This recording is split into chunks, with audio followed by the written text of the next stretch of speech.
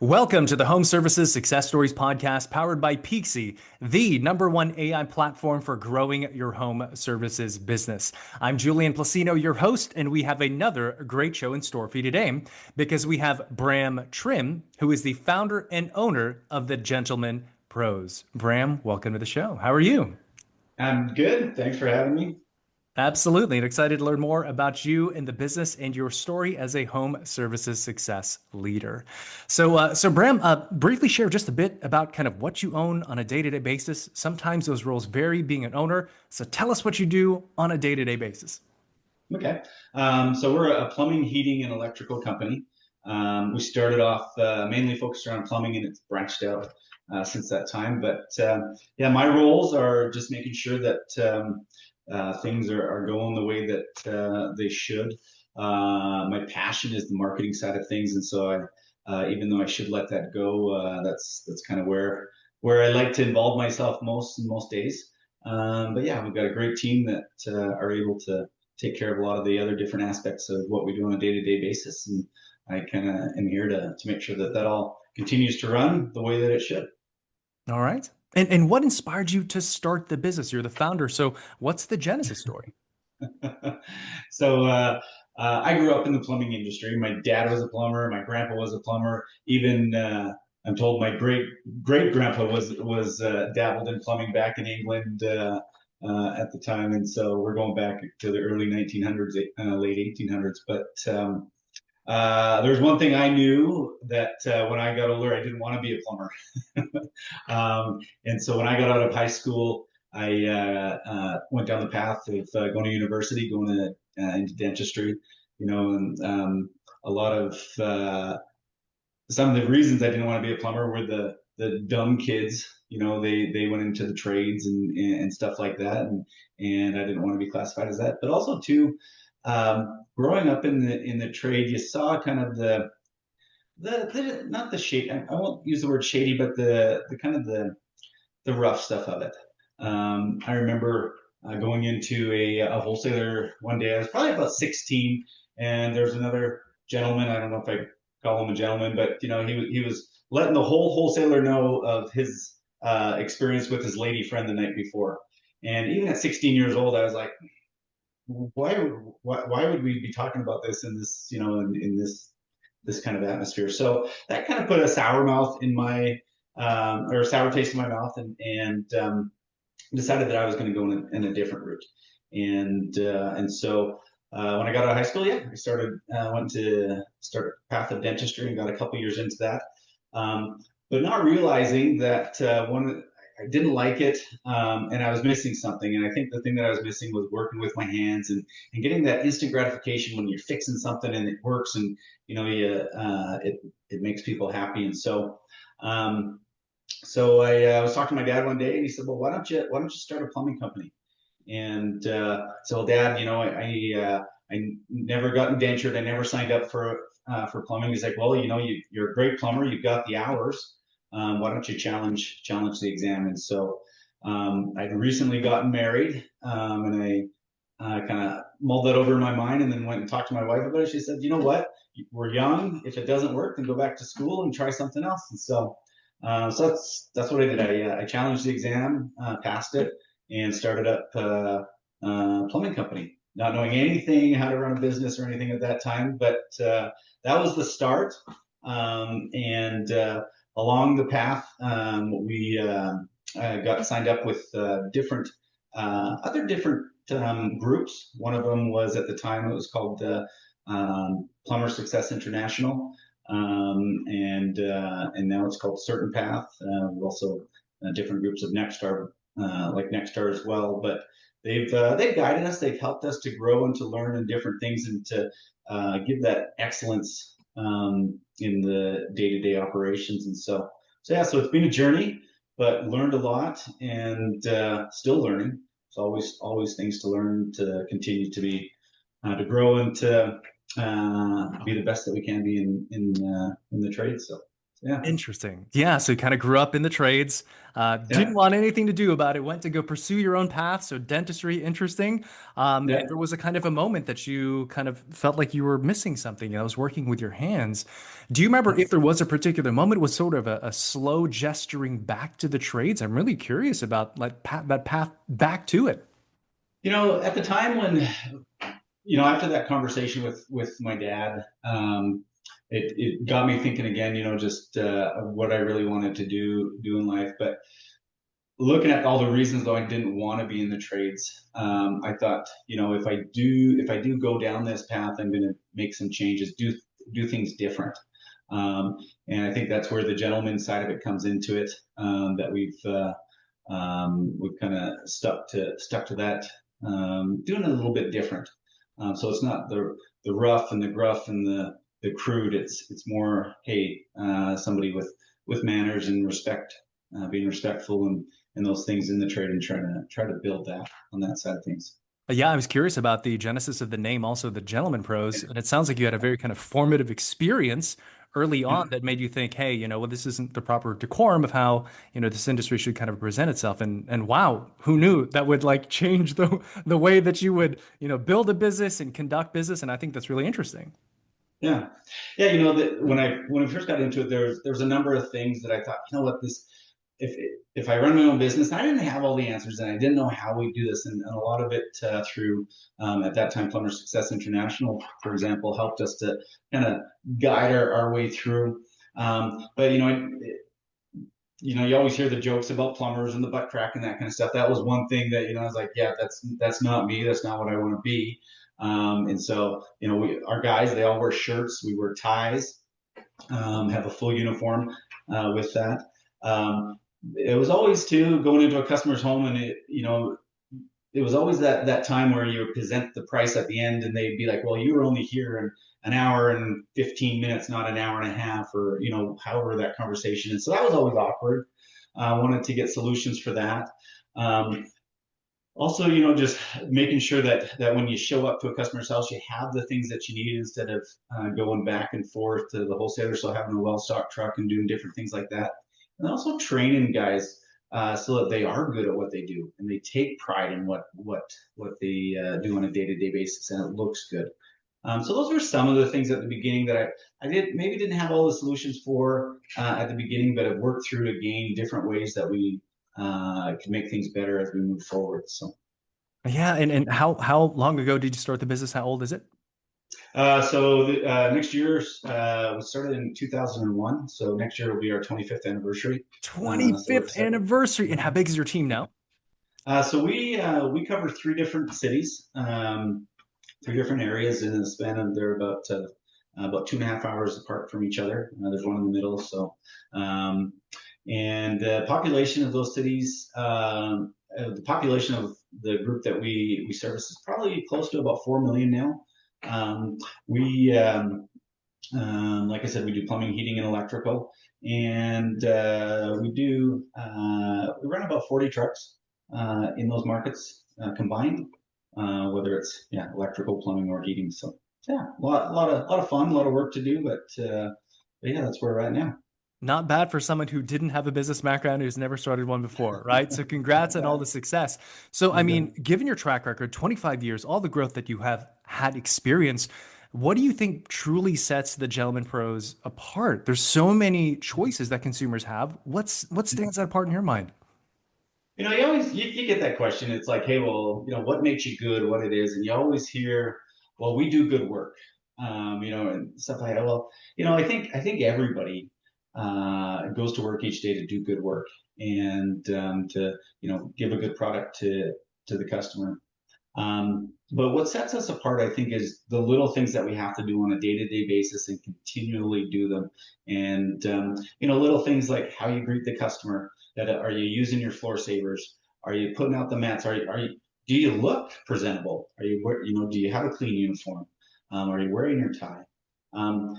Do you do what's best for that customer and give options?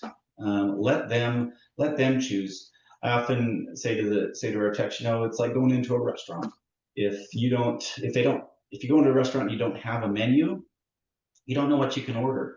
And when we go into a customer's home, many times they don't know what the options are. They don't know what's possible. They just know that they've got a leaky pipe, or whatever the situation is. And so if you can give options, and do all of the little things for that customer to give them that great experience, then I think that's what sets us apart. Is it's always being consistent and doing that. And to be consistent, we do a lot of training, and we train 3 days out of the week.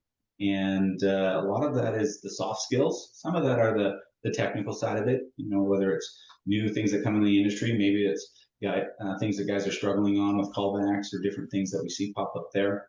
But as a group, we come together and try to make each other better. And I think it's the consistency that sets us apart from our competitors. So I heard the consistency, the training, the overall experience, allowing the customer to be part of the solution by giving them options. And also, you also mentioned like upfront pricing. No homeowner ever wants surprises, right? So I'm sure that adds to the overall experience. I know something that you were quite adamant about was placing a strong emphasis on background checked in-house technicians. So why was that so important to you from the beginning? Yeah, we've always done that, and in the beginning there were a number of people, another number of other companies that would do criminal background checks and drug testing. Today, 25 years later, the thought is that everybody does it. The reality is that very few do it anymore. I've heard numbers out there, for example, that 80% of the trades either there's a substance abuse problem or a criminal record. That's worrisome to me. Having somebody in my home that had a background like that, I don't think I'd leave alone with my wife or 4 kids. And so I take the same approach that I wouldn't want to send somebody into somebody's house that isn't background checked and drug tested. And when we do that, though, it does 2 things. One, it limits our pool of people that we can pick from. Mm-hmm. But also on the good end, on the pro on that, is those that do pass a drug test and don't have a criminal background tend to be very great guys or girls. We hire a lot of females as well, and have that like and trustability behind them, so that we know that we can send them with confidence into a customer's home, and there aren't going to be issues there. So big differential with us in comparison with other people in our market, but something that I don't think that we would ever compromise on. Yeah, so it sounds like it's a good kind of starting point or litmus test of what could be a really quality technician. So I think that's great. Any additional screening when it comes to persons that come to someone's home, I think makes a homeowner feel that much more confident, right? Yeah, so one thing that's really interesting about your company is the trust and reputation, which has scaled. You have earned A+ rating on Better Business Bureau, thousands of 5-star reviews across multiple cities. So it's one thing to have a small company and be able to protect that culture and be very streamlined and consistent across how you deliver that service, but how have you done it with so many now in such a large team? Like, how do you teach your technicians and the people on the ground, boots on the ground from the office experience to be trustworthy? You know what I mean? Yeah. We always talk about doing the right thing. At the end of the day, it comes back, did you do the right thing? And, we talk about the win-win-win. The customer's got to win, the tech's got to win, and the company's got to win. Mm-hmm. Going into a customer's house, it's not what can I get out of my van and to put into this house, but hey, how can I help you as a customer? I've seen a lot of technicians, and I've seen technicians that have that idea of, hey, how much can I sell? They do okay, but those customers or those technicians that do really well and that have those customers ask for them directly are the ones that have the idea of, hey, how can I help this customer? What is in the best interest of this customer? And people, they see that, and they build that trust and likability to that technician. And when that technician is taking the best interest of that customer in mind, whether it's repair, whether it's replacement, giving all the options and letting them decide, I think that's one of the things that really matter when a technician's going into a room. I don't know Any if I answered the question I the think question so. I right think there, but so. But we'll go on deeper. yeah. What kind of tips can you share when it comes to hiring and attracting the right person? Like in the interview process, how do you really suss out that person's character so they are the type of person that you want to build your culture with? Anything you can share Yeah. there? Yeah, I think like people attract like people, and so first of all, we built a culture, and people often talk about culture. Culture just doesn't happen. It's something that you have to be very purposeful towards. I mentioned earlier that we do training each of those mornings, and that training, guys, if I had a penny for every time I said, "Hey, where's your tie?" That's my favorite. The guys bug me about that's probably my favorite thing to say is like, "Where's your tie?" But that is where it starts, and just little things like that. If you can't do the little things, how am I going to expect you to do the big things? And it's just consistency. Again, going back to that consistency part of it to build that culture, to attract those guys and remind them of who we are, doing the right thing, and when they're out there. And they love to share those different stories about doing the right thing, and hey, how they helped out so and so, and this is what we found, and we share that. We talk about wins and challenges each morning, and it's exciting to hear those stories about how they overcame their challenges, but also their wins of when a customer was like, "Hey, this is what happened, and this is how we helped out the customer." So Yeah, yeah. so you mentioned like attracts like, and also the way that you do some things are kind of the way that you do all things. So things to kind of look after in that regard. I think that's a great tip. So gentlemen pros, you have received multiple Consumer Choice Awards, top rankings across Calgary, Edmonton, and Red Deer. So what do those accolades, when it comes down to it, what do they mean to you? Um, No, they're nice, and I won't lie. It's something that we take to our team and say, "Hey guys, we did it again this year. Good job!" And we celebrate that. Um, but at the end of the day, I think the biggest is when we're out there, and this might sound corny or whatever, but it's just helping people on a day-to-day basis take care of their problems. And I think that's the real thing when you're in the service industry. If you don't enjoy helping people and getting that satisfaction out of that, you don't last long in the service industry. You go and do new construction or whatever, because it's a step up, I think, and there's more expected. But there, when you're helping people, that there's that reward there of knowing that you helped them, and it feels good. And it's not something that you just give lip service to, it's something that you actively engage in because I know that giving back to the community is core to the brand. So from free services for families in need to clothing drives for community involvement. So like why give us some examples and kind of like how you look at giving back to the community outside of having a great home services company, like this impact you have within the community. Tell us about that. Yeah, there's a lot of different things that we do and try and give back. There's different charities, from different things that we try and get involved in. One of the things, like right now, it's around Christmas, and so at the beginning of December, one of the things that I love, and this kind of gives the guys a lot of fulfillment, is we give every single technician a card, and on that card it says, "Today you've been chosen as." I can't word for word, but basically, you've been chosen to give our Christmas gift to. I'm dedicating my time, Wow. um, and the company's dedicating their resources and parts for your job today, as there's no cost. And we'll see situations, especially during the Christmas time, where maybe somebody's a little bit down on their luck or whatever, and they have to get it done. They're kind of stuck, and I think they won't share this with you, but it's picking, hey, get my plumbing fixed, or buy a present for their kids. And so we'll get them to sign off on it, do the whole thing, and at the end of the job, we'll present that.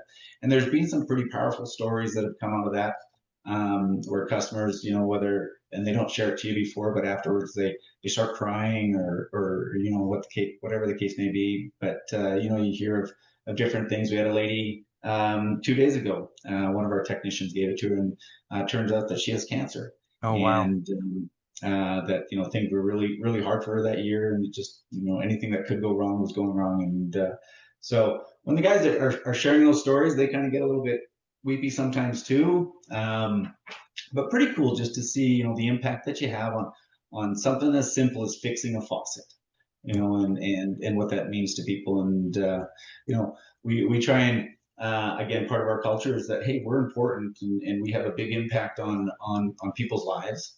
We provide water, we provide electricity, we provide the means of life in a lot of different situations. But having those opportunities to have that direct impact, that direct help out in the community, I think has a big impact on our technicians, on the people that work here, and it makes it you're making a difference. So yeah. Yeah, that's quite inspiring. Not just delivering great home services, but also being like a positive force for good in the community. I mean, just imagine if all kinds of industries like had that same sort of philosophy, what kind of impact that could make. So thank you for sharing that. So let's talk a bit about Peakzi, and you're a bit of an exception because we usually only interview Peakzi customers, and you're not a Peakzi customer, not because you don't want to be one, but just we're not available there yet. So, Yeah. so first off, share where there is, and also Yeah. what is it that excited you about Peakzi? Okay. So we're in Canada, Alberta, province of Alberta, and in the three different cities: Calgary, Red Deer, and Edmonton.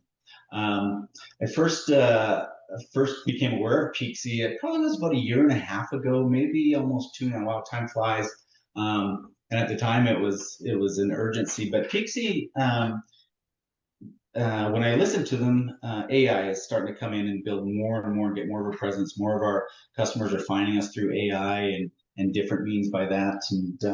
And so Peakzi, when I first heard them, I was like, we got to have this. There's so many different areas that they use AI to help us to generate revenue with our customers, for our customers to find us. And as one platform switches over of Google over to AI, and I see that happening.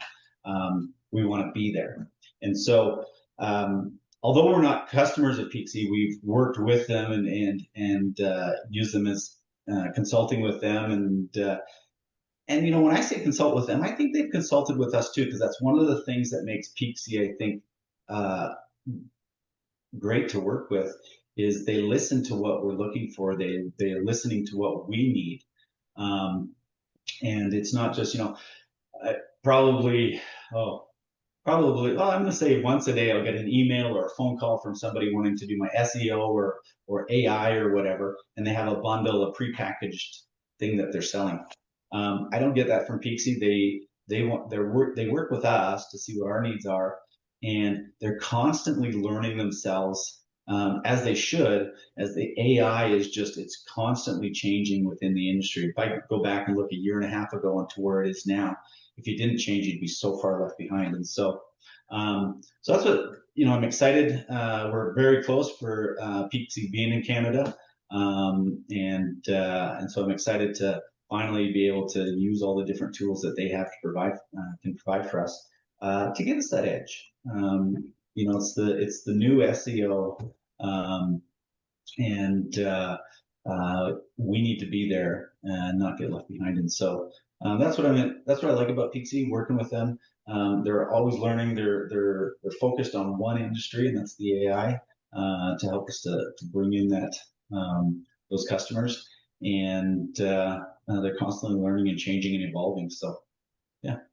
Yeah, I think you Excited. actually offered a very interesting perspective because you're not on the platform yet, but you talked about the benefits of the team, how they have Yeah. been, because it's not just like, here's the platform, go do with it as you will. But Yeah. but the Peakzi team, they're not just like in AI, but AI for home services. That is the only vertical that they're in, right? So, Yeah. which is a really interesting point, and also just the communication, the consulting, and the actual people interaction you get. I think those are all good points. I am curious because you have a love for marketing. And Peakzi has a great marketing application in addition to market insights and also recruiting and all those different things. What did you see about Peakzi that could help you from a marketing standpoint? Yeah. Well, with AI, when 2, 3 years ago, when people started talking about AI and how it's going to change the industry, it kind of scared me a lot. Not knowing, hey, how's this working? What what are we doing in the industry? And so with with Peakzi just being in that, it's a platform to get me to the next level with it as everything transitions and switches over. I think we do a great job at our SEO. I think we do a great job at our LSA and other different areas, whether it's pay per click or whether it's billboards or whether it's radio or all those different things. But this was an area that just really scared me because I didn't understand it. And so, Peakzi, listen to them. I think that's the springboard to get that understanding, to get there, and to help to continue to move forward because that's where the future is. Yeah.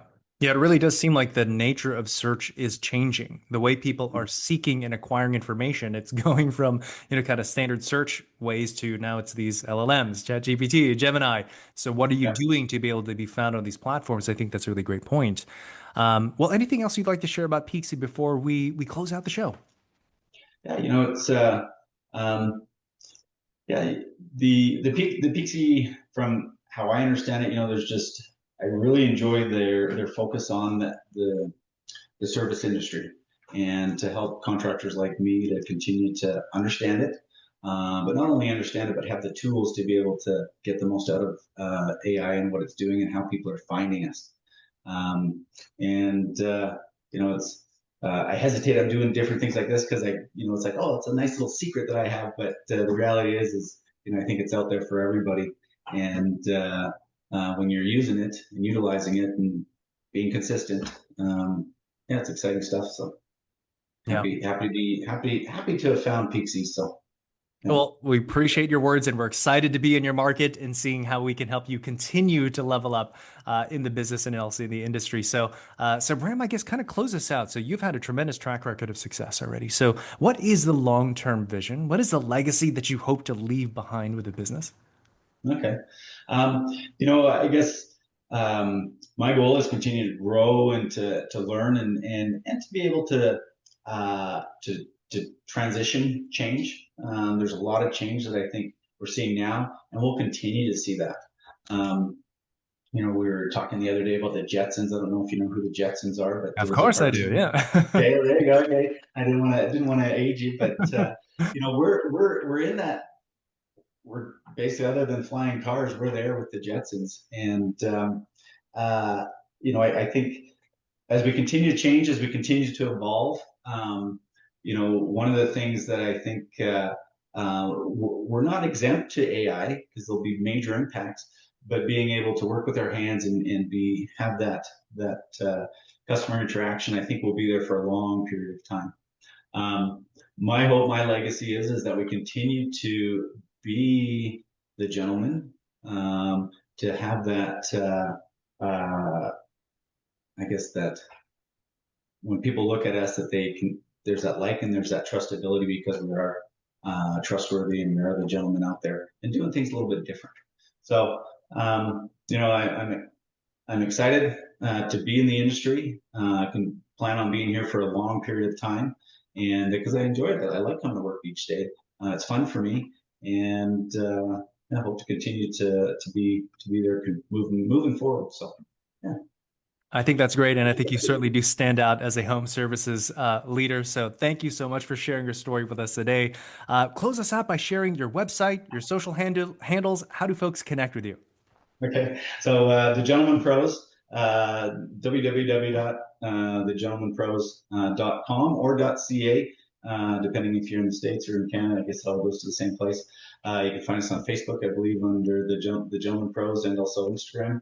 And so you can check us out there, find us there, and that's who we are.